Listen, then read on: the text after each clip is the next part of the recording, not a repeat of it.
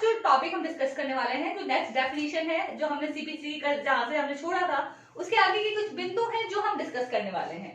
तो आज की जो हमारी पहली परिभाषा है वो डिक्री होल्डर की है। ओके, अब डिक्री होल्डर की देखिए सारी डेफिनेशन सेक्शन 2 में दी गई है सीपीसी में। तो हमने डिक्री की डेफिनेशन देखी थी। आज हम बात कर रहे हैं डिक्री होल्डर। डिक्री होल्डर का अर्थ होता है आज्ञप्तिधारी। क्या कहा जाता है इसे? इसे कहा जाता है आज्ञप्तिधारी। आज्ञप्तिधारी कौन है? आज्ञप्तिधारी वो व्यक्ति है जिसके फेवर में डिसीजन दिया गया है।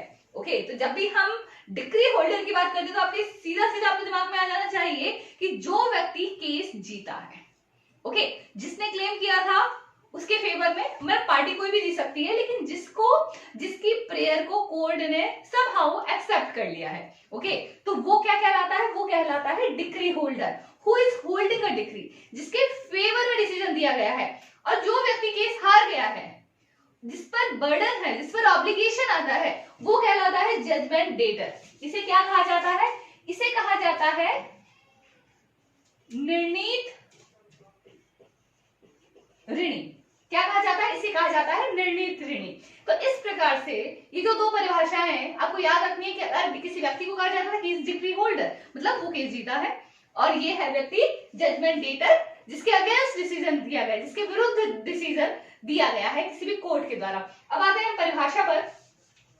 डिक्री होल्डर की परिभाषा कही गई है, decree holder means any person in whose favour a decree has been passed or an order capable of execution has been made।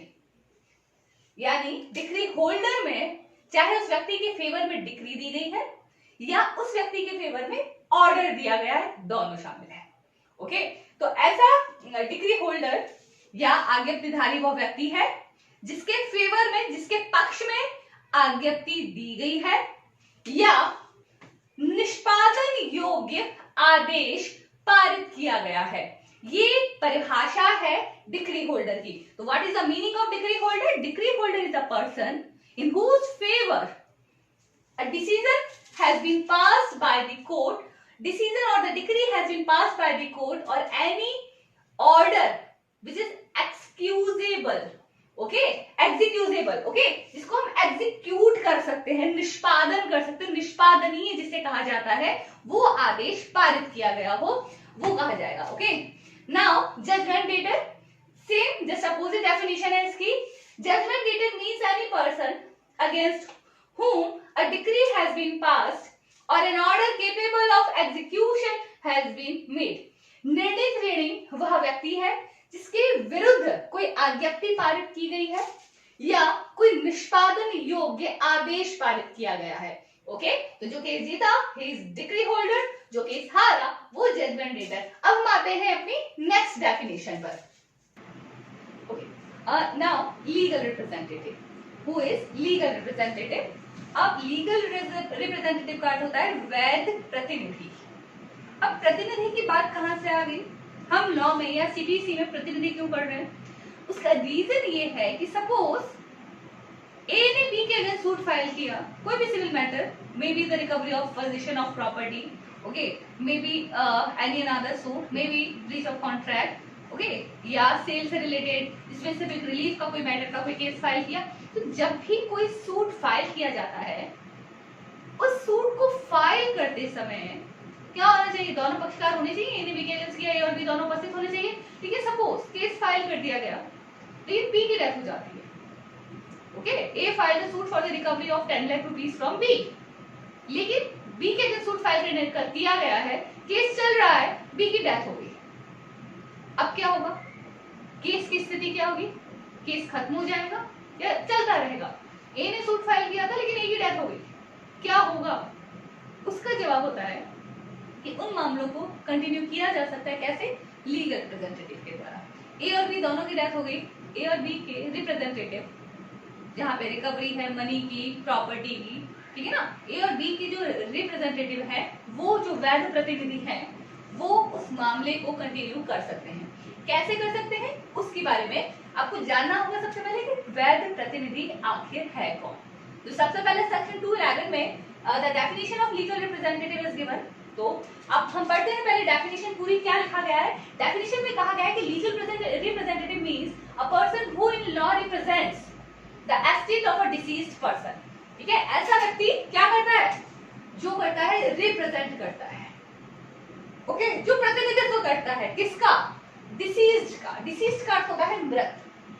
ऐसा व्यक्ति, अगर कोई व्यक्ति किसी मृत की संपदा का प्रतिनिधित्व करता है, okay, this is the first thing, and includes, इसमें कौन कौन शामिल है, एनी पर्सन, इसमें वो भी शामिल है जो इंटरमीडिएट का है दखलंदाजी with the estate of the deceased, जो मृत व्यक्ति की संपदा में दखलंदाजी कर सकता है। Suppose a person is having certain right in the property of the deceased, जो दखलंदाजी कर सकता है, okay, and where a party sues or is sued in a representative character the person on whom the estate devolve,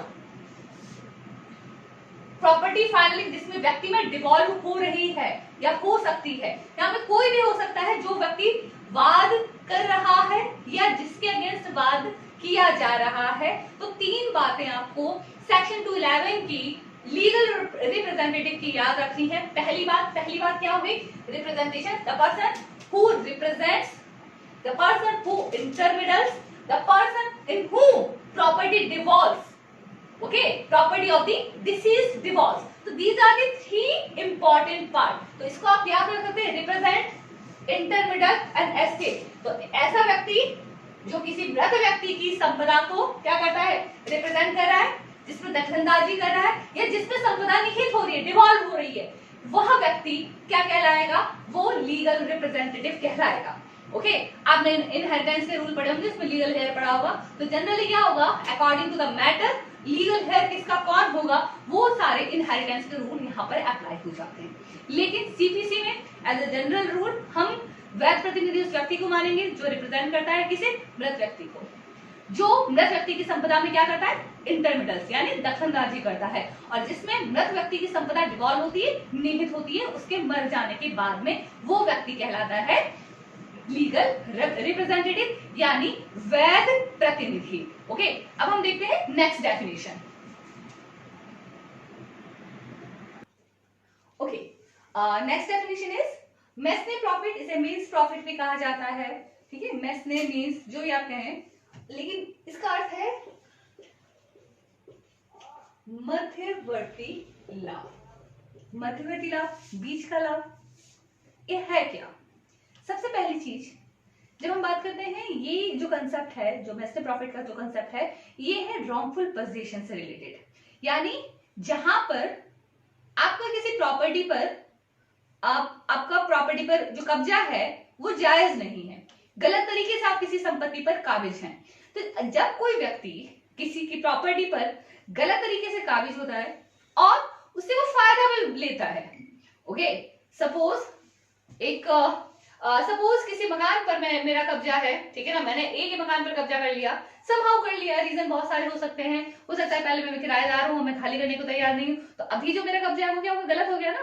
तो यहाँ पे जब आप किसी और की संपत्ति पर गलत तरीके से अपना पोजीशन कर लेते हैं, अब पोजीशन कर लिया, मैंने क्या किया, उस पर पहले अपना कब्जा किया और पूरा मकान 25,000 रुपए महीने से मैंने रेंट पर दे दिया।